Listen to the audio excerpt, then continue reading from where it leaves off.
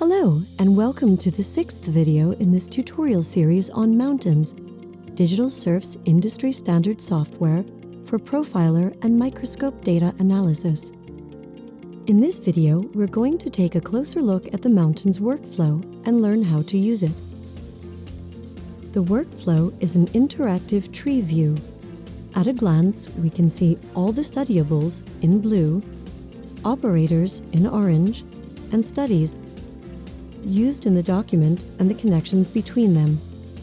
The workflow keeps a record of every analysis step and allows full metrological traceability.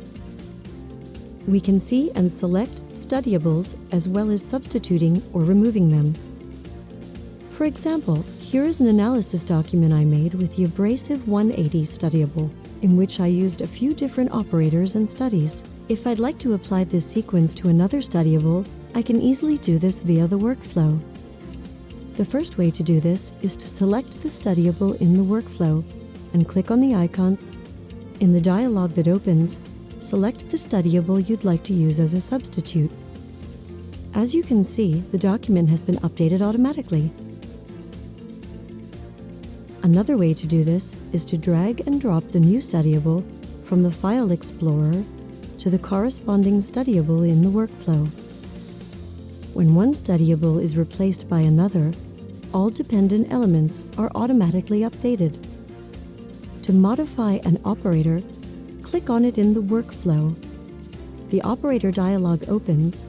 You can make the desired changes. Then when you click OK, all dependent elements are updated. Operators can also be deactivated by right-clicking them in the workflow. Studiables can be renamed. The new name is automatically updated where it appears elsewhere, including in the title, which can be displayed above any related study. I can also save a studiable for further use, or even add a study. You may have noticed that I can double-click on any study in the workflow, and Mountains automatically scrolls to that study where it's displayed in the document. It's possible to apply operators directly in the workflow.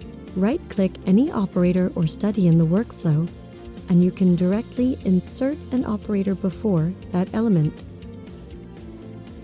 You can also choose to insert an operator after any studiable in the same way. Again, all dependent analysis steps will be updated automatically. These are just some of the features of the Mountains workflow. As you use it, you'll discover others, including saving customized settings for operators or creating mini-docs. If you'd like to learn more, check out another tutorial in this series.